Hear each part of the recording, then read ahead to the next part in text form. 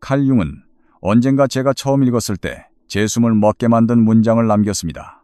외로움이라는 것은 주변에 사람이 없어서 생기는 것이 아닙니다. 그것은 당신에게 진정으로 중요하게 느껴지는 것들을 타인과 소통할 수 없을 때, 당신의 내면 깊은 곳에 있는 진실을 나눌 수 없을 때 찾아옵니다.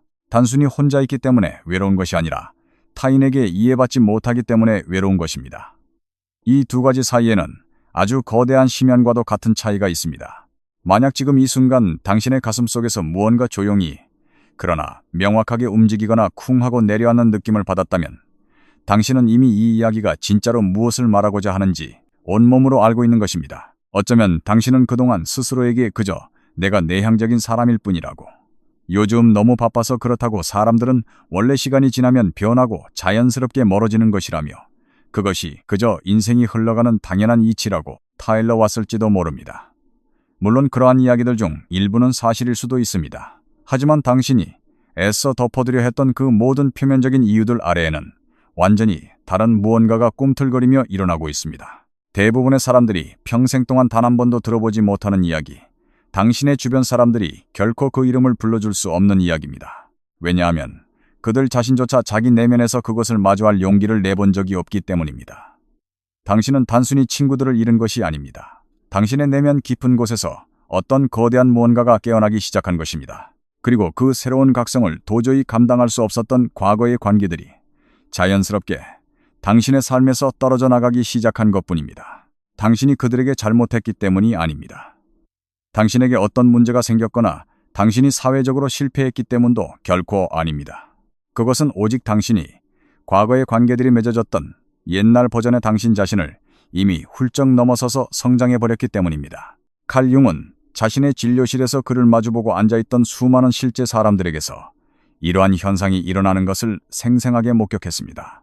그는 이 현상을 지도로 그렸고 이름을 붙였으며 이를 일컬어 한 인간이 인생에서 떠날 수 있는 가장 어렵고도 가장 필수적인 여정이라고 불렀습니다. 그리고 오늘 우리는 이 현상이 지금 당신에게 정확히 일어나고 있다는 것을 증명하는 5가지 징후에 대해 함께 깊이 걸어 들어가 볼 것입니다. 최근 들어 당신이 무언가 더 깊은 삶의 의미를 찾고 있을 때 칼 융의 이야기가 계속해서 당신의 삶에 나타나고 있다면 지금 바로 이 이야기에 귀를 기울여 주십시오.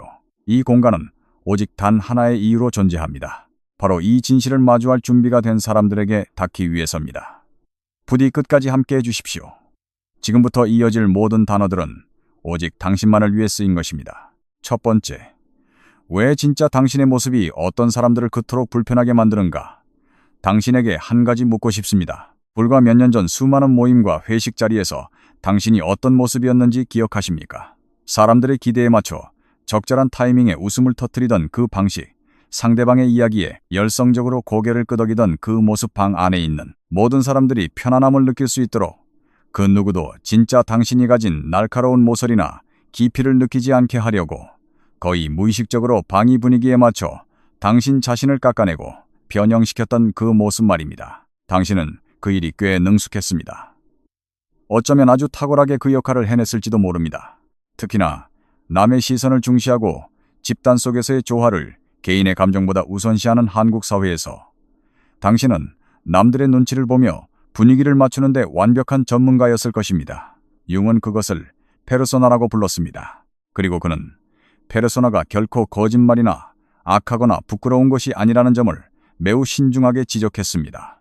그것은 모든 인간이 생존하기 위해 반드시 만들어내야만 하는 필수적인 도구입니다. 우리는 어린 시절부터 학교라는 작은 사회에서, 그리고 살아남기 위해 우리 자신을 적응시켜야만 했던 치열한 입시와 취업의 과정, 숨막히는 직장 생활이라는 모든 사회적 환경 속에서 이 페르소나를 정교하게 구축해 왔습니다.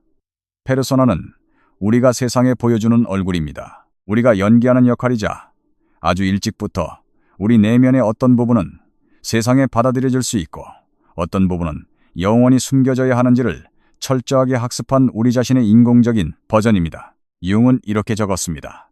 페르소나는 실제로는 자신이 아닌 것을 자신이라고 믿게 만드는 것이며 자신뿐만 아니라 타인들까지도 그것이 진짜 그 사람이라고 생각하게 만드는 것이다. 이 문장을 잠시 마음속에 품어보십시오. 타인들이 생각하는 당신의 모습, 그것은 실제 당신이 아닙니다. 여기에 페르소나에 대해 아무도 말해주지 않는 진실이 있습니다. 그것은 아주 잘 작동한다는 것입니다. 꽤 오랜 시간 동안 페르소나는 눈부시게 아름다운 효율로 작동합니다. 그것은 당신을 세상과 연결해주고 당신을 안전하게 보호하며 사회라는 톱니바퀴가 굴러가야 할 방식대로 당신의 인간관계가 아무런 마찰 없이 굴러가도록 유지해줍니다. 단, 그것이 당신의 영혼에 더 이상 맞지 않는 그날이 오기 전까지만 말입니다. 그리고 그날이 찾아올 때 그것은 결코 요란하게 자신을 알리지 않습니다. 당신이 갑자기 벌떡 일어나 이제 더 이상 남들의 기대에 맞춘 연기를 하지 않겠다고 선언하는 극적인 순간 같은 것은 없습니다. 그것은 훨씬 더 조용하고 은밀하게 다가옵니다. 금요일 밤 스마트폰에 뜬 모임 초대장을 물끄러미 바라보며 마음속에 아무런 감흥도 잃지 않는 그 건조한 순간, 모두가 시끌벅적하게 웃고 떠드는 강남의 어느 화려한 저녁 식사 자리에서 당신 홀로 마치 자신의 눈 뒤편 아주 먼 곳에서 이 모든 광경을 관찰자처럼 지켜보고 있는 듯한 낯선 멍함, 무리 속에서 당신 자신이 어떤 말을 내뱉고 있는 것을 들으면서 스스로도 놀랄 만큼 명확하게 그 말 중 단 한 단어도 진심이 아니었다는 것을 서늘하게 깨닫는 바로 그 첫 순간, 그것이 바로 당신의 페르소나에 금이 가고 있는 소리입니다. 완전히 부서지는 것이 아니라 미세하게 갈라지고 있는 것입니다. 그리고 그 갈라진 틈 사이로 마침내 진짜 당신의 숨결이 새어나오기 시작합니다. 여기서부터 진정한 고통이 시작됩니다. 그리고 이것이 아무도 이야기하려 하지 않는 부분입니다. 당신 삶에 존재했던 대부분의 관계들은 두 명의 진짜 사람 사이에서 맺어진 것이 아니었습니다. 그것은 두 개의 페르소나 사이에서 함께 훌륭하게 연기하는 법을 배운 두 개의 잘 만들어진 가면 사이에서 맺어진 계약과도 같았습니다. 그리고 당신의 가면이 조금씩 벗겨지기 시작할 때 당신 주변의 사람들은 당신을 더 이상 알아보지 못하게 됩니다. 그들이 당신을 아끼지 않아서가 아닙니다. 그들은 오직 당신이 더 이상 연기하기를 거부하는 과거의 그 가면, 그 버전의 당신과 관계를 맺고 있었기 때문입니다. 이것이 무엇을 의미하는지 깊이 생각해 보십시오. 언제나 사람들의 의견에 동의해주던 당신의 모습, 결코 사람들을 불편하게 만들지 않던 둥글둥글한 당신의 모습, 그 모습 역시 당신이 직접 살아냈다는 점에서는 진짜였지만 그것은 결코 당신이라는 존재의 전부는 아니었습니다. 그리고 이제 당신의 전체가 표면 위로 떠오르기 시작하자 어떤 사람들은 그 깊이를 따라오지 못하고 당황합니다. 그들이 나쁜 사람이라서가 아닙니다. 전체로서의 진짜 당신은 그 편안하고 안전했던 연극 무대에서는 결코 요구받지 않았던 무언가를 그들에게 요구하기 때문입니다. 당신의 진실은 상대방에게도 진짜가 될 것을 요구합니다. 적당한 거짓과 체면치레로 굴러가던 관계에서 벗어나 영혼의 민낯을 마주하자는 무언의 압박입니다. 그리고 슬프게도 모든 사람이 그 진실을 마주할 준비가 되어 있는 것은 아닙니다. 당신은 결코 차가워진 것이 아닙니다. 당신은 그저 더 구체적이고 명확해진 것뿐입니다. 대부분의 사람들은 이 둘의 차이를 영원히 이해하지 못할 것입니다. 차갑다는 것은 감정이 결여된 상태를 말합니다. 하지만 구체적이고 명확해졌다는 것은 당신 안에 강력한 분별력이 존재한다는 것을 의미합니다. 융은 삶을 살아가는 두 가지 방식 사이에 분명한 선을 그었습니다. 첫 번째 길은 적응이라고 불렀습니다.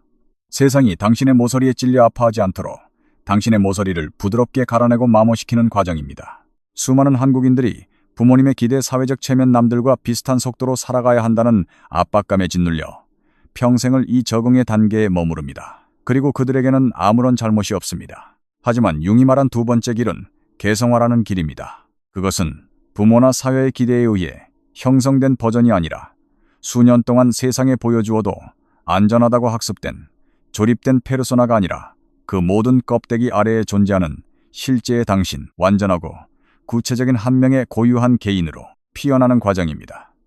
그리고 융은 이 부분에 대해 한치의 모호함도 없이 단호하게 말했습니다. 당신이 진정한 당신 자신이 되기로 진지하게 헌신하는 어느 시점에 이르면 당신은 더 이상 과거처럼 거짓된 자신을 연기하는 일에 몰두할 수 없게 될 것이라고 말입니다. 이것은 비극이 아닙니다. 이것은 성장의 자연스러운 메커니즘입니다. 여기 지훈이라는 가명을 쓸 한 여성의 이야기가 있습니다. 그녀는 이것이 무슨 의미인지 진정으로 이해하기까지 무려 3년의 시간을 홀로 고뇌했습니다. 그녀에게는 대학 시절부터 알고 지낸 누구보다 친밀하다고 믿었던 친구들의 무리가 있었습니다. 매주 금요일 밤이면 이태원이나 성수동에 세련된 카페에 모여 나누던 그 저녁 시간들을 그녀는 무척이나 소중히 여겼습니다.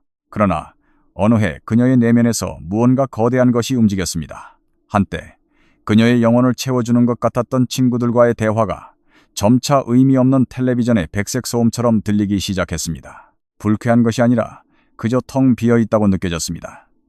그녀는 약속을 취소하기 시작했습니다.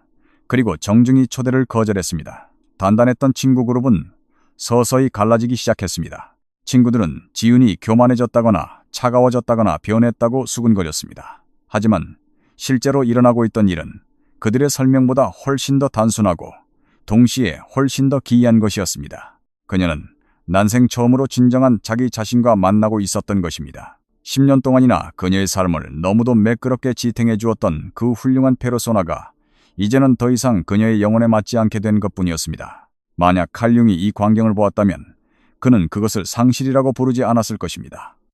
그는 그것을 새로운 탄생의 시작으로 보았을 것입니다. 지금 당신이 잃어가고 있는 관계들은 당신이 인생을 잘못 살고 있다는 실패의 증거가 아닙니다. 그것은 당신이 어쩌면 태어나서 처음으로 거짓된 연기를 멈추기로 용감하게 선택했다는 눈부신 증거입니다. 그 뼈아픈 분리의 과정이 지나고 나면 당신의 삶에는 더 적고 더 조용하며 관계를 유지하기 위해 더 이상 당신을 갈아넣는 연기를 할 필요가 없는 진짜 관계들만이 남게 될 것입니다. 그리고 그것은 지금 당장 당신이 뼈를 깎는 고독을 느끼더라도 더 이상 당신 자신이 누군지 알아볼 수 없게 된 과거의 껍데기를 천천히 용감하게 그리고 돌이킬 수 없이 벗어던지는 그 모든 불편한 밤들을 견뎌낼 충분한 가치가 있습니다. 여기에 덧붙여 한국 사회라는 특수한 맥락에서 저만의 관점을 조금 나누고 싶습니다. 대한민국은 정의라는 따뜻한 유대감의 문화를 가졌지만 동시에 타인의 시선이라는 거대한 감옥 속에 모두가 갇혀 살아가는 묘한 사회입니다. 좋은 대학, 안정적인 직장, 적절한 나이에 결혼, 평수의 크기로 증명되는 아파트. 이 모든 정해진 궤도를 걷기 위해 우리는 쉼없이 페르소나를 덧칠합니다. 그래서 한국인에게 페르소나의 붕괴는 곧 사회적 사망 선고처럼 느껴지는 극도의 공포를 동반합니다. 하지만 기억하십시오. 그 정해진 궤도를 벗어날 때 느끼는 공포는 당신이 마침내 남의 삶이 아닌 당신만의 삶을 살기 시작했다는 가장 확실한 신호입니다. 남들이 정해준 스펙의 나열이 아니라 당신 영혼의 결대로 살아갈 때 당신은 비로소 숨을 쉴 수 있습니다. 두 번째, 당신은 남들이 보지 못하는 것을 볼 수 있습니다. 그리고 바로 그것이 당신을 그토록 미치도록 외롭게 만듭니다. 당신은 수년 동안 알고 지낸 사람들과 어느 방 안에 앉아 있습니다. 누군가 이야기를 하고 방 안의 사람들은 고개를 끄덕이며 듣고 있습니다. 하지만 당신은 스스로도 도저히 멈출 수 없는 어떤 행동을 속으로 하고 있습니다. 당신은 그들의 이야기 표면 아래를 꿰뚫어 보고 있습니다. 당신은 누군가가 이제는 정말 신경 쓰지 않는다고 말하면서도 목소리가 미세하게 흔들리는 것을 포착합니다. 당신은 눈까지 닿지 않는 누군가의 기계적인 미소를 봅니다. 농담을 가장하고 있지만 실제로는 농담이 아닌 날선 말들을 느낍니다. 겉으로는 당당하고 강해 보이지만 똑바로 응시하면 강인함보다는 차라리 너무 꼿꼿하게 서 있어서 작은 바람에도 부러질 것만 같은 어떤 연약함을 봅니다. 당신이 의도적으로 사람들을 분석하려고 하는 것이 아닙니다. 일부러 그러는 것도 아닙니다. 그저 자연스럽게 그렇게 됩니다. 마치 스위치를 끌 수 없는 주파수처럼 말입니다. 그리고 이 능력의 가장 끔찍한 점은 당신이 한번 보아버린 진실을 결코 못 본 척 되돌릴 수 없다는 것입니다. 당신은 더 이상 사람들과 대화를 나누며 그 표면적인 말들을 액면 그대로 받아들이지 못할 것입니다. 당신의 내면의 어떤 감각이 영구적으로 재조정되어 버린 것입니다.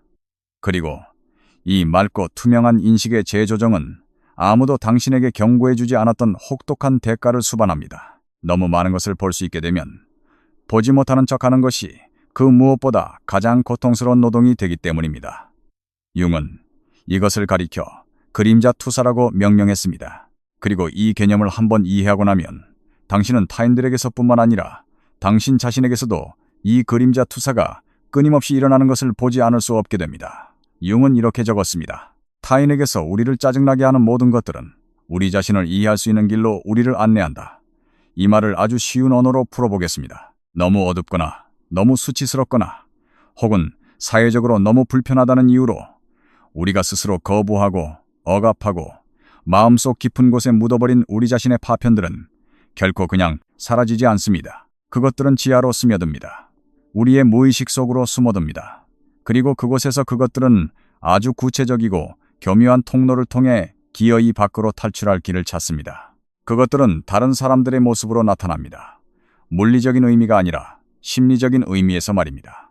어떤 사람의 특정한 행동이 상황에 맞지 않게 지나칠 정도로 당신을 불쾌하게 만들거나 분노하게 할 때, 당신이 이성적으로 도저히 설명할 수 없는 방식으로 누군가에게 강렬하게 짜증이 나거나 혐오감을 느끼거나 반대로 비정상적으로 매료될 때, 융은 당신이 단순히 그 사람을 관찰하고 있는 것이 아니라고 말할 것입니다. 당신은 아직 당신 스스로 마주할 용기를 내지 못한 당신 내면에 숨겨진 일부와 정면으로 충돌하고 있는 것입니다. 직장 동료가 교활하고 조종하려 든다며 불같이 화를 내는 사람은 사실 자기 내면 깊은 곳에 권력과 통제에 대한 강렬한 욕망을 가지고 있으면서도 그것을 너무 깊이 억눌러 이제는 스스로도 인식하지 못하는 상태일 수 있습니다. 누군가의 애정 결핍이나 의존적인 모습을 보며 참을 수 없는 혐오를 느끼는 사람은 사실 평생 동안 단 한 번도 스스로 인정해주지 않았던 충족되지 못한 거대한 애정의 우물을 자신에 깔고 앉아있는 것일지도 모릅니다.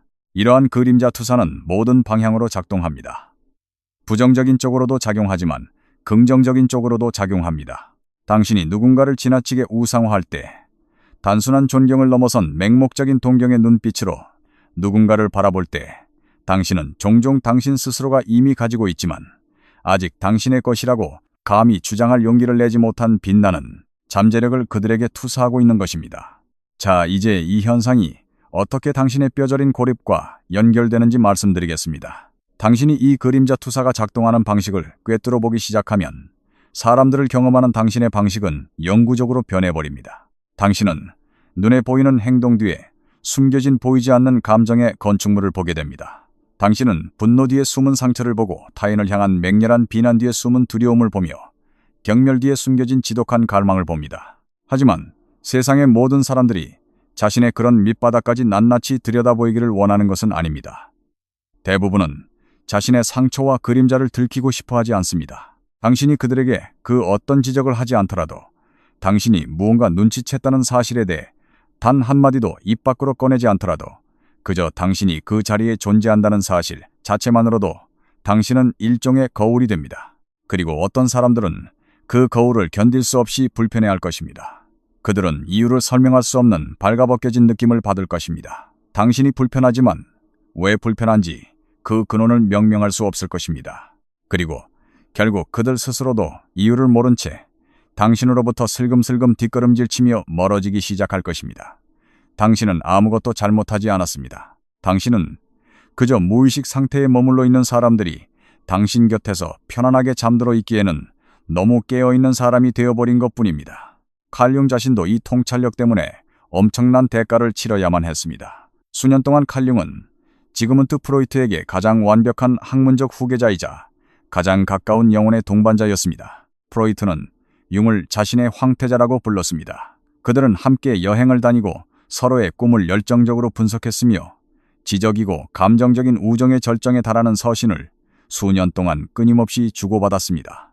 하지만 융은 곧 프로이트가 도저히 받아들일 수 없는 인간 정신의 더 깊고 넓은 영역을 보기 시작했습니다. 프로이트가 어리석어서가 아니라 융이 보기 시작한 정신의 거대한 차원들이 프로이트가 평생을 바쳐 쌓아올린 견고한 이론적 틀을 완전히 무너뜨려야만 담아낼 수 있는 것이었기 때문입니다.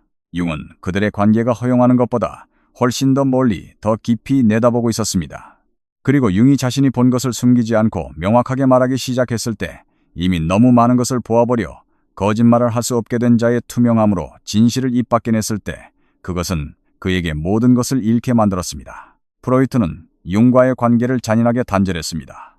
프로이트를 중심으로 뭉쳐있던 주류 정신분석학회는 일제히 융에게 등을 돌리고 문을 닫아버렸습니다. 융은 단지 학문적으로만 고립된 것이 아니라 개인적인 관계망에서도 철저히 버림받아 산산조각 나는 고통을 겪었습니다. 그는 훗날 이 시기를 깊은 방향 상실의 시대 수년 동안 이어진 자기 자신의 무의식과의 끔찍한 대면의 시간이었다고 회상했습니다. 그 철저한 고립 속에서 그는 볼링겐이라는 호숫가로 숨어들어가 자신의 손으로 직접 돌을 날라 탑을 쌓았습니다. 그는 어린아이처럼 흙바닥을 뒹굴며 놀았습니다. 매일 밤 일기장에 그를 끔찍한 공포로 몰아넣는 동시에 그의 영혼을 환하게 밝혀주는 꿈과 환상들을 미친 듯이 기록했습니다. 그는 이 고통스러운 시간을 무의식과의 대결이라고 불렀습니다. 그리고 그 끔찍한 고독과 대결 속에서 훗날 그의 모든 위대한 심리학적 뼈대가 된 전설적인 작품 레드북이 탄생했습니다. 그는 자신의 가장 위대한 지적 동반자를 잃은 상황에서도 꿋꿋하게 그 책을 쓴 것이 아닙니다. 그는 그 상실이 폭로한 진실 덕분에, 그 무서운 침묵이 허락한 절대적인 고독 덕분에 그 책을 쓸 수 있었던 것입니다. 당신이 너무 많은 것을 보게 될 때 당신은 필연적으로 사람들을 잃게 될 것입니다. 당신의 통찰이 틀렸기 때문이 아니라 당신이 도달한 진실된 인식의 깊이가 타인들이 머물고 싶어하는 안락하고 편안한 무의식의 얕은 바다와는 도저히 양립할 수 없기 때문입니다. 융은 또한 이렇게 적었습니다. 가장 격렬한 내면의 갈등을 극복하고 나면 그 뒤에는 어떠한 시련에도 쉽게 흔들리지 않는 깊은 안정감과 평온함이 남는다.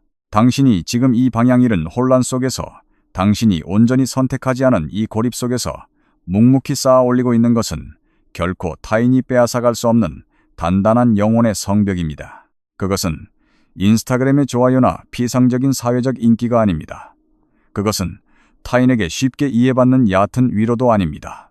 그것은 당신이 당신 자신을 더 정직하게 들여다볼수록 더욱 견고해지는 내면의 대지입니다. 남들보다 예민해서 스스로가 짐처럼 느껴졌던 감각, 다른 사람들이 차마 입 밖으로 꺼내지 못하는 미세한 감정을 읽어내는 능력, 대부분의 사람들이 애써 외면하고 싶어하는 관계의 밑바닥 기류를 숨막히게 감지하는 그 깨어있음, 그것은 당신의 결함이나 병이 아닙니다.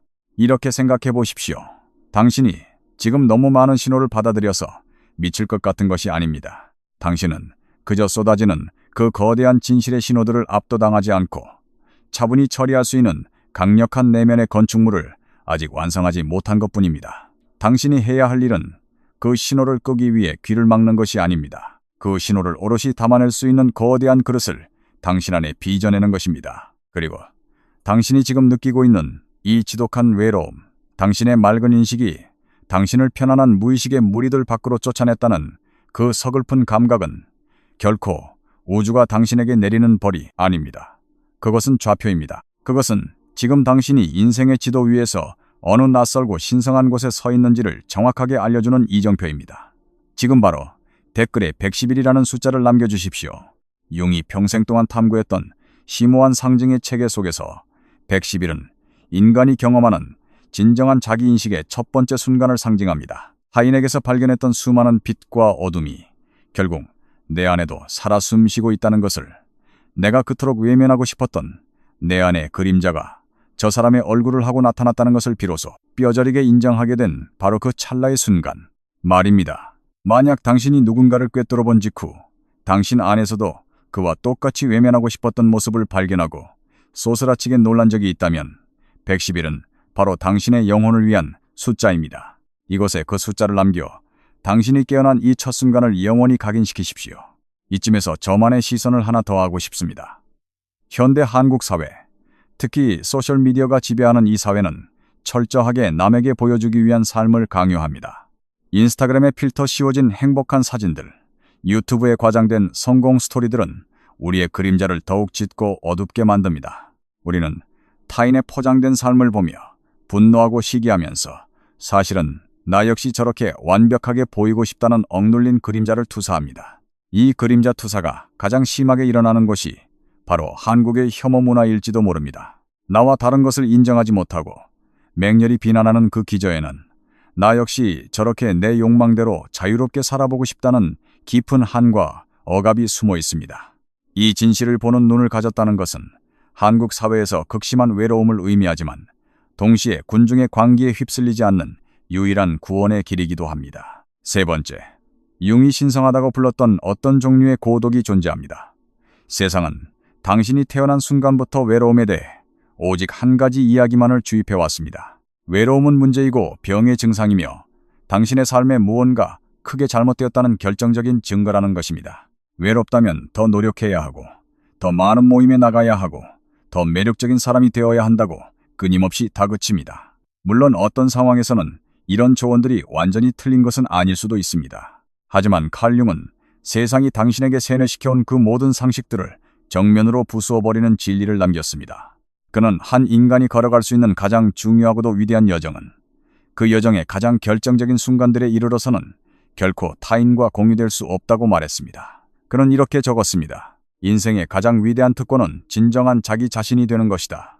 그리고 그 자신이 되는 과정은 시끌벅적한 무리 속에서는 결코 이루어질 수 없습니다. 관객들이 박수를 쳐주는 무대 위에서도, 친구가 어두운 터널 끝까지 당신의 손을 잡아주는 상태에서도 이루어질 수 없습니다. 당신이 진정한 자신이 되기 위해 뚫고 지나가야만 하는 내면의 통로들 중에는 오직 당신 혼자서만 걸어가야 하는 구간이 반드시 존재합니다. 고립 그 자체가 목표 요소가 아닙니다. 어떤 형태의 내면적 진실들은 오직 완벽한 침묵 속에서만, 세상의 모든 소음이 차단된 절대적인 진공 상태에서만 접근할 수 있기 때문입니다. 그 누구도 당신을 대신해서 당신의 그림자와 싸워줄 수 없습니다. 그 누구도 당신이 겹겹이 묻어버린 과거의 상처와 수치심을 대신 파헤쳐서 밝은 빛 아래로 꺼내줄 수 없습니다. 이 모든 위대한 영혼의 작업들은 개인적이고 종종 뼈가 시릴 만큼 두려우며, 그럼에도 불구하고 진정한 고독이라는 영토 안에서 반드시 이루어야만 합니다. 이것은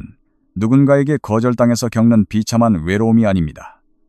이것은 혼자 있는 것이 결코 텅 빈 상태가 아님을 서서히 이해하기 시작한 자의 장엄한 고독입니다. 그 고독은 꽉 차 있습니다. 그 고독은 당신에게 말을 건넵니다. 그 고독은 세상의 그 어떤 의미 깊은 대화로도 닿을 수 없었던 당신 정신의 가장 깊은 지층으로 내려가는 비밀의 문을 열어줍니다. 융은 단지 이것을 책상에 앉아 이론으로만 만들지 않았습니다. 그는 이 고독을 온몸으로 살아냈습니다. 프로이트와의 결별 이후 찾아온 그 처절한 직업적 학문적 고립의 시기에 융은 우아하게 그 상황을 극복하지 못했습니다. 그는 무너져 내렸습니다. 그는 진정으로 길을 잃고 헤맸습니다. 그는 아침에 눈을 뜰 때마다 자신이 도대체 어떤 신화를 바탕으로 살아가고 있는지, 자기 안에 있는 것 중 무엇이 진짜 자신이고 무엇이 타인들의 기대에서 빌려온 가짜인지 알 수 없어 극심한 혼란을 느꼈다고 고백했습니다. 그리고 그 칠흑 같은 방황 속에서 그는 이성적인 현대인의 기준으로는 기이해 보이는 한 가지 선택을 합니다. 그는 취리히 호숫가에 있는 볼링겐에 버려진 땅으로 들어갔습니다. 그리고 오직 자신의 두 손만으로 돌을 나르고 시멘트를 섞어 탑을 짓기 시작했습니다. 그는 전기도 들어오지 않는 그 작은 돌탑 안에서 그의 화려했던 전문적인 경력의 소음도 없이 칼 융이라는 학자가 어떻게 행동해야 하는지를 끊임없이 감시하던 관객들도 없이 홀로 살았습니다. 그는 흙을 만지며 놀았고 임상적인 엄밀함을 가지고 자신의 환상과 꿈을 매일 밤 기록했습니다. 그는 침묵 속에 앉아 그의 시면에서 떠올라야만 하는 것들이 자연스럽게 표면으로 떠오르도록 그저 내버려 두었습니다. 그는 그의 자서전 기억꿈 사상에서 이렇게 썼습니다. 나는 나에게 무슨 일이 일어났는지, 그리고 나의 이 처절한 개인적 경험이 인류 전체의 경험과 어느 정도까지 일치하는지를 이해하려고 애써야만 했다. 이 치열한 내면의 노동에 무려 12년이라는 세월이 걸렸습니다. 그리고 그 깊고 철저한 고독 속에서 훗날 서양, 세계 전체가 인간의 정신을 이해하는 방식을 근본적으로 뒤바꿔 놓을 거대한 사상들이 잉태되었습니다. 그는 그 끔찍한 고독에도 불구하고 위대한 업적을 낸 것이 아닙니다. 그는 그 고독의 한가운데를 뚫고 들어갔기 때문에 비로소 위대한 업적을 창조할 수 있었습니다. 여기서 가장 중요한 차이점을 짚고 넘어가야 합니다. 왜냐하면 세상에는 두 가지 종류의 외로움이 존재하며, 당신이 주의 깊게 스스로를 관찰한다면 이 둘의 질감이 완전히 다르다는 것을 알 수 있기 때문입니다. 첫 번째는 결핍의 외로움입니다. 당신은 사람들과의 연결을 간절히 원하지만 그것이 존재하지 않습니다. 당신이 손을 뻗어도 허공을 가를 뿐 아무것도 잡히지 않습니다. 이것은 진정한 관심과 치유가 필요한 진짜 상처입니다. 이것은 영적인 성취가 아니라 피를 흘리고 있는 상처입니다. 두 번째는 창조적인 고독입니다. 이것은 단순히 사람들을 피하고 싶어서가 아니라 당신의 내면 깊은 곳에서 어떤 거대한 무언가가 태어나려 하고 있기 때문에 절대적인 공간을 필요로 하는 자의 고독입니다. 생명이 탄생하기 위해서는 자궁의 어둠과 고요함처럼 특정한 종류의 어둠과 고독이 필수적입니다. 세상의 소음과 화려한 오락거리들 사람들과의 가벼운 농담은 이 거대한 탄생을 품어주기에 너무나도 얕고 가볍습니다. 진정한 내면의 각성을 겪고 있는 대부분의 사람들은 이 두 가지 외로움을 동시에 경험합니다. 그리고 진정한 비극은 이 둘의 차이를 스스로 구분하지 못한다는 데 있습니다. 그래서 그들은 두 번째 종류의 창조적 고독마저 첫 번째 종류의 결핍을 치료하는 방식으로 해결하려고 발버둥칩니다. 그들은 침묵을 두려워하며 끊임없이 백색 소음을 켭니다. 그들은 지금 자신이 겪고 있는 내면의 거대한 변화를 도저히 담아낼 수 없는 얕은 모임들에 나가 끊임없이 사람들과 연결되어 있는 척 연기합니다. 그러고 나면 그들은 도피하려고 했던 그 텅 빈 공허함을 뼈저리게 다시 느끼게 됩니다. 그러나 이번에는 왜 자신이 그토록 많은 사람들을 만나고 노력했는데도 전혀 나아지지 않는지에 대한 깊은 절망과 혼란까지 덤으로 떠안게 됩니다. 당신의 영혼이 겪고 있는 영적인 굶주림은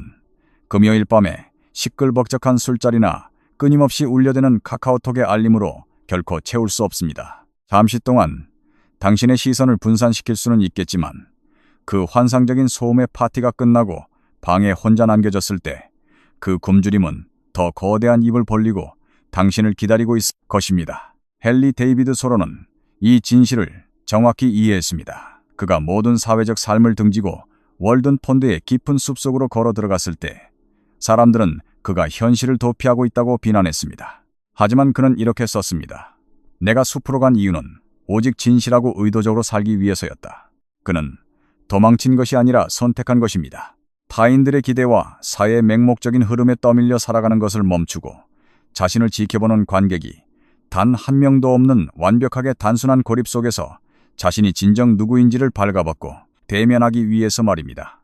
융은 이것을 적응을 넘어선 개성화의 위대한 선택이라고 불렀을 것입니다. 당신에게 정직하게 묻고 싶습니다. 스마트폰도 없고 이어폰에서 흘러나오는 음악도 없고 모든 침묵을 메워주는 유튜브 영상도 없이 당신이 진정으로 오롯이 혼자였던 마지막 순간은 언제였습니까? 그저 당신 자신과 대면하며 그날 당신 내면에 떠오르는 어떤 감정이든 도망치지 않고 그대로 마주 앉아있던 적이 언제입니까? 세상의 소음이 그토록 필사적으로 억눌러왔던 그 고요함 속에서 과연 당신의 내면에서는 어떤 목소리가 수면 위로 떠올랐습니까? 그 침묵 속에서 떠오르는 그것이 얼마나 고통스럽든 간에 세상이 당신에게 성공이라고 세뇌시킨 그 어떤 것들보다 당신 영혼의 진실에 훨씬 더 맞닿아 있습니다. 융이 말한 이 신성한 고독은 단번에 도달할 수 있는 목적지가 아닙니다. 그것은 매일매일의 혹독한 훈련입니다. 침묵이 당장 정답을 주지 않고 오히려 당신을 괴롭히는 거대한 질문들만 쏟아내더라도 기꺼이 당신 내면의 성소로 계속해서 돌아가겠다는 용기 있는 결단입니다.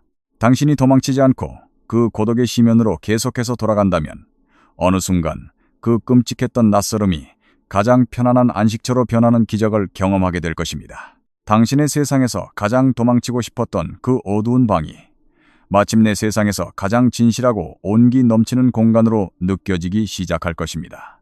그것은 텅 빈 껍데기가 아니라 당신이 비로소 당신 자신과 온전하게 만나는 성소입니다. 이쯤에서 저만의 시선을 하나 더 하고 싶습니다. 한국에는 혼법 혼술이라는 혼자만의 라이프 스타일이 크게 유행하고 있습니다. 겉보기에는 고독을 즐기는 것 같지만 이어폰을 꽂고 넷플릭스를 보며 혼자 밥을 먹는 행위는 융이 말한 신성한 고독이 아닙니다. 그것은 단지 사람들과 부대끼는 것에 지쳐 타인과의 연결을 잠시 차단한 채 콘텐츠를 소비하는 고립된 소비 활동일 뿐입니다. 진정한 고독, 즉 신성한 고독을 만나려면 귀에서 이어폰을 빼고 눈앞에 화면을 꺼야 합니다. 아무런 외부 자극 없이 덩그러니 남겨진 당신의 마음속에서 어떤 불안과 슬픔 혹은 어떤 한이 피어오르는지 두 눈을 부릅뜨고 지켜봐야 합니다. 한국인들에게 가장 부족한 것은 남들과 비교하지 않고 오롯이 자기 내면의 소리에만 집중하는 이 뼈저린 고독의 시간입니다. 네 번째, 당신의 목표와 목적을 상실하는 것은 끝이 아닙니다. 그것은 진짜 목적을 향한 눈부신 시작입니다. 누구도 당신에게 미리 경고해주지 않는 특정한 종류의 지독한 공허함이 있습니다. 그것은 당신이 가졌던 무언가를 잃어버려서 그 빈자리가 뚜렷하게 느껴지는 상실의 공허함이 아닙니다. 당신이 그토록 원했다고 믿었던 것, 당신의 인생을 바쳐 쫓았던 그 목표가 여전히 당신 눈앞에 멀쩡히 놓여 있는데도 불구하고 그것을 향해 손을 뻗는 순간 당신의 내면에 그것을 원하던 열망이 흔적도 없이 증발해버렸다는 것을 깨닫는 소름 끼치는 속이 텅 빈 공허함입니다. 당신에게는 명확한 목표가 있었습니다. 그럴듯한 인생의 계획이 있었습니다. 좋은 대학남들이 부러워할 직장 안정적인 가정을 향한 완벽한 로드맵이 있었습니다. 그런데 어느 날 아무런 극적인 사건도 없이 아무런 예고도 없이 당신은 그 모든 성취와 계획들을 바라보며 뼛속까지 아무런 감흥도 느끼지 못합니다. 그것은 목표를 달성하지 못한 실망감도 아니고 삶이 망가졌다는 절망감도 아닙니다. 그저 그 자리에 당연히 있어야 할 감정 자체가 섬뜩할 정도로 완벽하게 사라져버린 낯선 부재입니다. 그리고 그 감정이 살던 텅 빈 침묵의 공간은 당신이 전혀 대답할 준비가 되어 있지 않은 무서운 질문을 던지기 시작합니다. 도대체 나는 지금 무엇을 원하는가? 진짜 내 삶의 목적은 무엇인가? 융은 이것을 영혼의 어두운 밤이라고 불렀습니다. 그리고 그는 이 상태의 의미에 대해 매우 정밀하게 설명했습니다. 그는 이것을 현대의학이 말하는 임상적인 우울증이라고 부르지 않았습니다. 비록 당사자가 겪는 주관적인 고통은 우울증과 거의 동일하게 느껴질지라도 말입니다. 영혼의 어두운 밤은 완전히 차원이 다른 현상입니다. 그것은 당신이 완벽하게 동일시하며 살아왔던 과거의 자아가 그 뼈대부터 서서히 붕괴되고 있는 장엄한 지각 변동의 경험입니다. 그 자아가 어딘가 고장나거나 불량품이어서 무너지는 것이 아닙니다. 당신 내면에서 이전의 자아로는 도저히 담아낼 수 없는 훨씬 더 거대하고 숭고한 무언가가 그것을 뚫고 자라나려 하고 있기 때문입니다. 그는 이렇게 썼습니다. 극심한 고통 없이 의식이 깨어나는 일은 결코 일어나지 않는다. 약간의 불편함이나 가벼운 성장통이 아닙니다. 살같이 찢어지는 듯한 고통입니다. 당신이 당신의 전부라고 굳게 믿었던 그 단단한 구조물이 산산조각 나며 이음새를 드러내는 특수한 형태의 영혼의 고통입니다. 그리고 이것이 융이 관찰한 진실 중 대부분의 사람들이 완전히 놓치고 있는 가장 중요한 핵심입니다. 영혼의 어두운 밤은 당신의 삶이 잘못된 방향으로 가고 있다는 실패의 징조가 아닙니다. 그것은 오히려 무언가가 마침내 제대로 된 방향으로 가고 있다는 가장 강력한 증거입니다. 당신이 느끼는 그 텅 빈 공허함은 병적인 증상이 아닙니다. 그것은 정보입니다. 그것은 당신이 평생 동안 붙들고 살아왔던 인생의 지도가 이제 당신이 새롭게 발을 디딘 거대한 영토에는 더 이상 쓸모없는 휴지 조각이 되어버렸음을 알리는 당신 정신의 절박한 경고음입니다. 이제 저는 당신에게 융이 말한 누미노제 경험이라는 것을 소개하고자 합니다. 왜냐하면 바로 이 지점에서 모든 것이 진정으로 중요해지기 때문입니다. 융은 한 개인이 자신의 평범하고 일상적인 자아의 경계를 완전히 초월하는 무언가와 마주치는 압도적인 순간을 설명하기 위해 누미노제라는 단어를 사용했습니다. 그것은 너무나 거대해서 인간의 이성적인 언어로는 도저히 그 이름을 다 담아낼 수 없는 신비롭고 경외로운 경험입니다.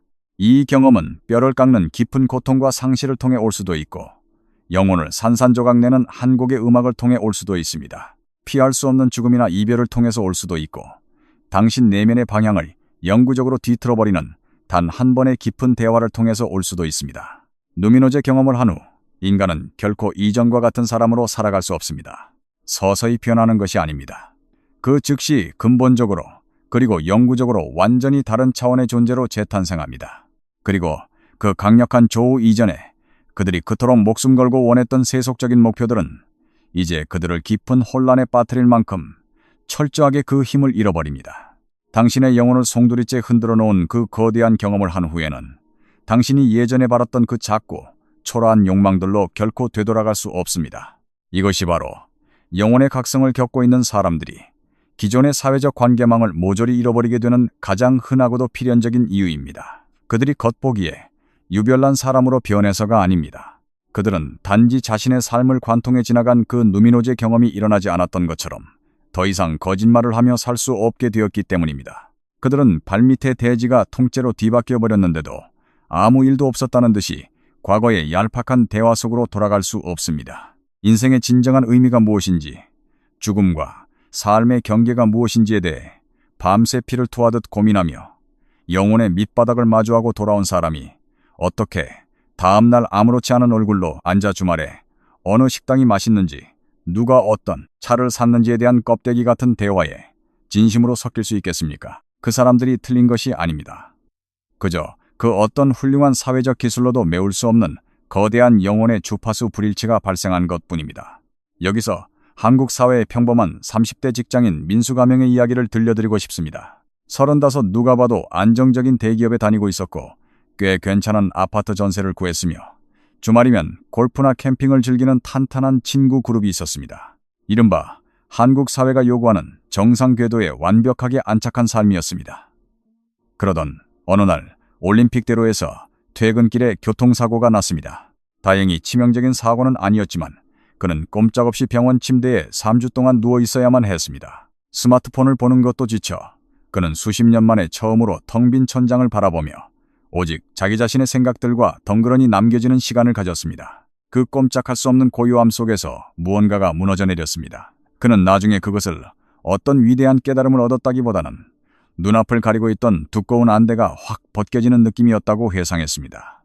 그는 자신의 완벽해 보이던 삶의 형태를 외부의 시선에서 낯설게 바라보기 시작했습니다. 진정으로 원해서 한 선택이 아니라 남들에게 뒤처질까봐 두려워서 했던 수많은 선택들, 내면의 깊은 교감이 아니라 그저 외로움을 달래고 인맥을 유지하기 위해 기계적으로 이어왔던 습관적인 관계들, 자신이 정말로 가슴 뛰며 사랑해서가 아니라 세상 사람들에게 그럴듯하게 설명하기 좋다는 이유로 미친 듯이 쫓아다녔던 허황된 목표들, 그가 퇴원하고 일상으로 돌아왔을 때 그는 완전히 다른 사람이 되어 있었습니다. 겉모습이 드라마틱하게 변한 것은 아니었지만 그가 자신의 삶을 대하는 태도와 에너지는 주변의 모든 사람들이 단번에 느낄 수 있을 만큼 미묘하고도 확실하게 달라져 있었습니다. 비록 아무도 그것이 정확히 무엇인지 말로 설명하지는 못했지만 말입니다.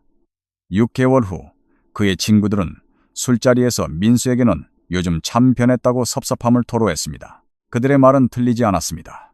그들은 단지 자신들의 눈앞에서 펼쳐지고 있는 한 인간의 장엄한 영혼의 변화를 담아낼 개념적 틀을 가지고 있지 않았을 뿐입니다. 융이 이 광경을 보았다면 한눈에 그 의미를 알아보았을 것입니다. 융은 이것을 진정한 자아와의 첫 번째 심각한 대면이라고 불렀을 것입니다.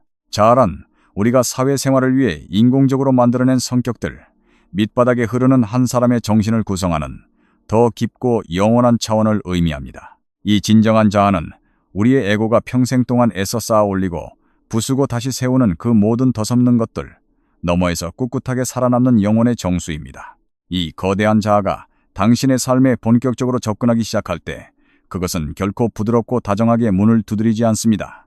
그것은 당신의 에고가 수십 년 동안 치밀하게 구축해놓은 얄팍한 안전지대를 산산조각 내버리며 폭풍처럼 들이닥칩니다.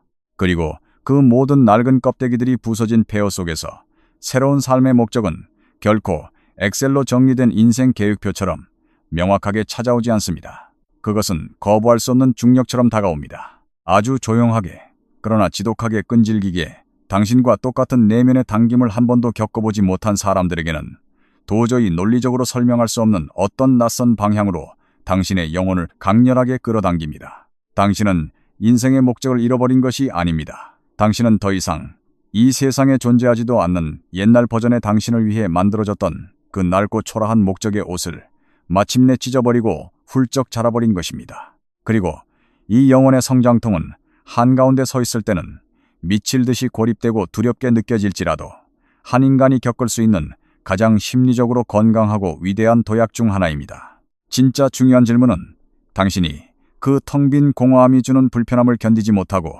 다시 과거에 익숙하고 얕은 목표들로 그 빈자리를 황급히 채워 넣으려 하지 않은 채 그저 그 황량한 텅 빈 공간에 묵묵히 머무르며 기다릴 용기가 있는가 하는 것입니다. 지금 바로 댓글에 444라는 숫자를 남겨주십시오. 융이 인간의 깊은 정신의 구조를 그리며 사용했던 상징 체계 속에서 444는 안정적이고 견고한 내면의 토대를 상징합니다. 이것은 과거의 모든 것이 무너져 내리는 절망적인 붕괴의 한가운데 서 있으면서도 그것에 파괴되지 않고 버텨낼 수 있게 해주는 강인한 내면의 건축물입니다. 낡은 껍데기가 부서져 열리는 그 고통스러운 틈새로 마침내 진짜 당신의 영혼의 모습을 드러낼 때까지 그 긴 인내의 시간을 품어주는 거룩한 그릇입니다. 만약 당신이 지금 완전히 힘을 잃어버린 낡은 목적과 아직 그 온전한 모습을 드러내지 않은 새로운 목적 사이에 아득한 진공 상태에 서 있다면 444는 바로 당신을 지켜주는 숫자입니다. 이곳에 그 숫자를 남기십시오. 이쯤에서 저만의 시선을 한 번 더 꺼내놓겠습니다. 대한민국은 초고속 압축 성장을 거치며 오직 성공과 성취, 물질적 풍요만을 유일한 정답으로 여기며 달려왔습니다. 우리는 어려서부터 꿈이 뭐냐는 질문에 직업을 답하도록 길들여졌습니다. 하지만 30이 넘고 40이 되어 그 직업을 갖고 난 후, 혹은 그 목표에 도달하는 것이 불가능하다는 것을 깨달은 후, 수많은 한국인들은 끔찍한 무기력증에 빠집니다. 번아웃이라는 이름으로 포장되지만 그것은 사실 영혼의 파산 선고입니다. 우리가 잃어버린 것은 목표가 아닙니다. 애초에 내 것이 아니었던 욕망들을 걷어내고 있는 중일 뿐입니다. 한국 사회가 집단적으로 겪고 있는 이 지독한 공허함은 역설적으로 우리가 타인의 욕망을 모방하던 삶을 끝내고 진정한 나 자신을 찾아야만 하는 위대한 영혼의 전환점에서 있다는 증거이기도 합니다. 5번째, 당신이 맺게 될 가장 진짜이자 위대한 관계는 바로 당신 자신과의 관계입니다. 세상은 심리적 건강을 아주 구체적이고 표면적인 지표들로 측정하려 듭니다. 당신 주변에 친구가 몇 명이나 있습니까? 얼마나 자주 사람들과 어울려 밖으로 나갑니까? 사회라는 거대한 기계 부품에 얼마나 매끄럽게 잘 들어맞습니까? 주변 사람들과 마찰을 빚거나 진실을 말해서 분위기를 싸하게 만드는 특유의 어색함 없이 얼마나 부드럽게 이 사회적 세계를 미끄러지듯 유영합니까? 한국 사회처럼 눈치와 체면을 중시하는 곳에서는 이런 지표들이 곧 한 사람의 가치를 증명하는 절대적인 잣대가 됩니다. 하지만 칼 융은 정신의 건강함을 완전히 다른 차원의 기준으로 측정했습니다. 그는 당신이 타인들과 얼마나 잘 어울리느냐가 아니라 당신이 자기 자신과 얼마나 정직하게 함께 살아갈 수 있느냐를 물었습니다. 그리고 그는 대부분의 사람들이 평생을 바쳐 아주 조심스럽게 외면하고 회피하는 하나의 서늘한 진실을 관찰했습니다. 당신이 당신 자신과 더 정직하게 살아갈수록 나와 같은 용기 있는 선택을 하지 않은 세상 사람들에게 당신이 온전하게 이해받는 것은 뼈저리게 어려워진다는 사실입니다. 융은 이렇게 썼습니다. 세상에서 가장 끔찍하게 두려운 일은 자기 자신을 완전히 받아들이는 것이다. 부분적으로가 아닙니다. 세상이 박수 쳐주는 그럴듯한 모습만 받아들이는 것이 아닙니다. 대중의 승인을 받기 위해 잘 큐레이션된 전시용 자아만 껴안는 것이 아닙니다. 완전히 당신 존재의 모든 것을 받아들여야 합니다. 서로 모순되고 아직 해결되지 않은 혼란스러운 파편들까지 모두 포함해서 말입니다. 당신 안에 가장 어둡고 추악한 그림자까지 포함해서 말입니다. 낫지 않고 피 흘리는 깊은 상처까지 포함해서 말입니다. 단 한 번도 그 누구에게도 입 밖으로 꺼내지 못했던 끔찍한 욕망까지도 포함해서 말입니다. 너무 오랫동안 당신 마음속 가장 깊은 곳에 웅크리고 있어서 이제는 그것이 과거의 상처로 인한 반응이 아니라 원래 내 성격인 것처럼 느껴질 정도로 고착화된 그 지독한 두려움까지도 모두 다 포함해서 말입니다. 그 모든 것들을 단 한 번의 회피도 없이 어떤 핑계나 변명도 없이 똑바로 응시하고 끌어안는 것.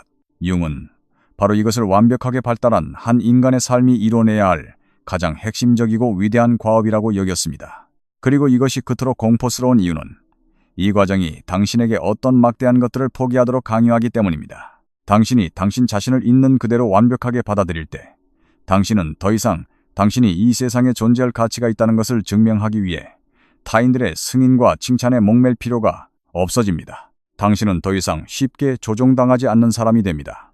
타인의 비난이나 평가에 의해 쉽게 쪼그라들지도 않습니다. 이 사회가 당신을 인정해주지 않을지도 모른다는 그 거대한 사회적 압박감 속에서도 당신은 결코 원래의 당신 자리에서 흔들리지 않게 됩니다. 이 거대한 내면의 진화는 당신이 맺고 있는 모든 관계의 판도를 완전히 뒤엎어버립니다. 왜냐하면 타인의 인정과 칭찬이라는 얄팍한 화폐를 기반으로 구축되었던 과거의 관계들은 당신이 당신의 온전함을 느끼기 위해 더 이상 그 화폐를 구걸하지 않게 될 때 예전과 같은 방식으로 결코 작동할 수 없기 때문입니다. 외롭게 존재하는 방식에는 두 가지가 있습니다. 그리고 만약 당신이 당신의 마음을 충분히 깊게 들여다본다면 이 둘의 질감이 머리부터 발끝까지 완전히 다르다는 것을 깨닫게 될 것입니다. 첫 번째는 타인들에 의해 뒤에 남겨지는 비참한 외로움입니다. 이것은 당신이 선택한 것이 아닙니다.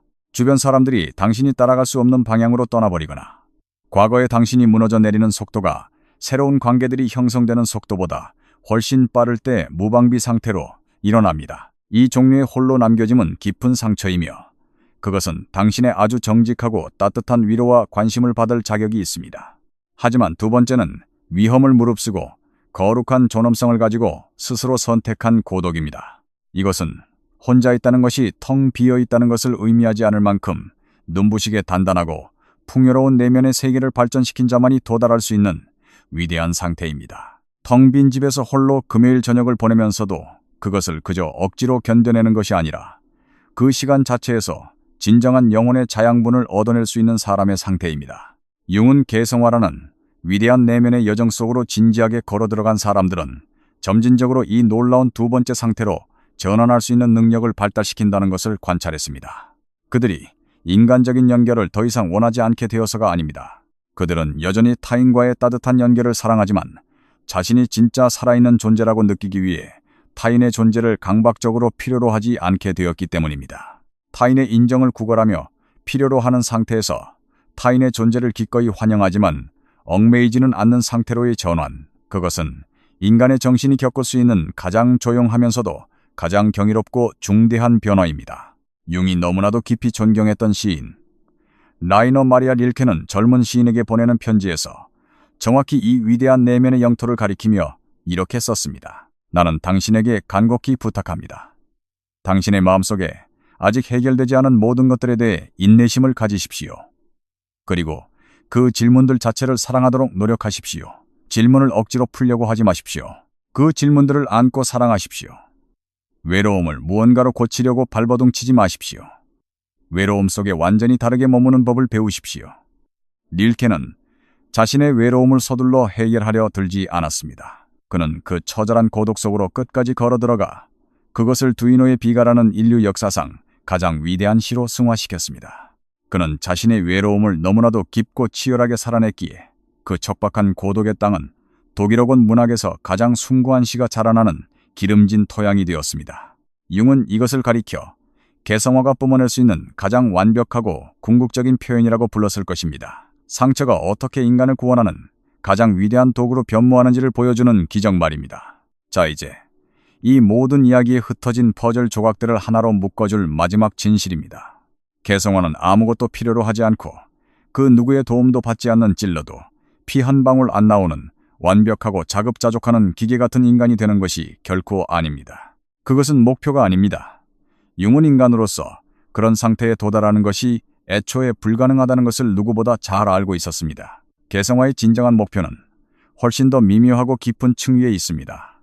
그것은 당신 자신을 구성하는 모든 혼란스러운 파편들을 하나도 버리지 않고 넉넉하게 품어내는 거대한 수용력을 의미합니다. 당신 안의 빛과 당신 안의 추악한 그림자, 당신이 세상에 보여주는 페르소나와 그 밑바닥에 숨어 숨죽여오는 진짜 자, 아직 아물지 않아 피가 나는 상처와 조금씩 새살이 돋아나며 치유되고 있는 부분들, 이 모든 것들 중 그 어떤 것도 부정하거나 없애버릴 필요 없이 이 모든 모순된 것들을 껴안고도 스스로가 온전한 존재임을 느낄 수 있는 그 거대한 넉넉함, 이것이 바로 진정한 의미의 통합입니다. 이것은 한 번 도달하고 끝나는 산의 정상이 아닙니다. 이것은 당신이 매일매일 숨을 쉬듯 끊임없이 선택해야만 하는 방향성입니다. 세상 사람들에게 보여주기 쉽도록 당신 자신을 납작하고 단순한 버전으로 축소시켜버리는 비겁한 유혹에서 벗어나 당신이라는 인간이 가진 그 모든 복잡하고 아름다운 전체성으로 끝없이 되돌아가는 치열한 영혼의 수행입니다. 융은 이렇게 썼습니다. 나는 내게 일어난 끔찍한 사건들의 결과물이 아니다.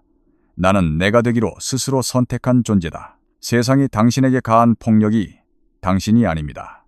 당신이 잃어버린 수많은 기회와 관계들이 당신이 아닙니다. 당신의 몸통에 맞지도 않는 가짜 페르소나를 뒤집어쓰고 남들 눈치나 보며 허비했던 그 긴 세월들이 당신의 진짜 모습이 아닙니다. 당신은 지금부터 당신이 되기로 굳게 마음먹은 바로 그 존재입니다. 그리고 제가 지금 화면 너머로 이 이야기를 듣고 있는 당신에 대해 확실하게 알고 있는 단 한 가지 진실이 있습니다. 당신은 이미 꽤 오래전부터 그 위대한 선택을 해왔다는 것입니다.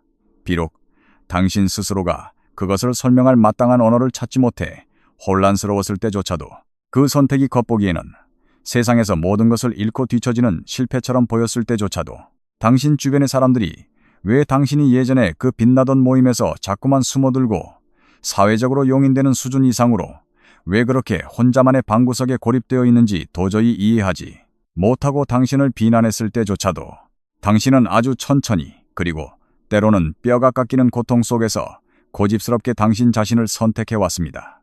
이제 머지않아 당신의 삶으로 찾아오기 시작할 새로운 관계들은 비록 지금 당장 당신의 눈앞에 선명하게 보이지 않을지라도 운명적인 것들이 항상 그렇듯 도착하기도 전에 이미 당신 주변의 공기를 맴돌고 있는 그 진짜 관계들은 과거의 사람들이 결코 접근할 수 없었던 당신의 아주 단단하고 깊은 반석 위에 세워질 것입니다.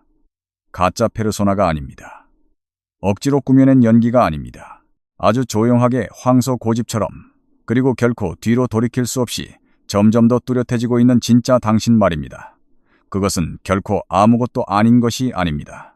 그것은 세상의 모든 것입니다. 지금 바로 댓글에 999라는 숫자를 남겨주십시오.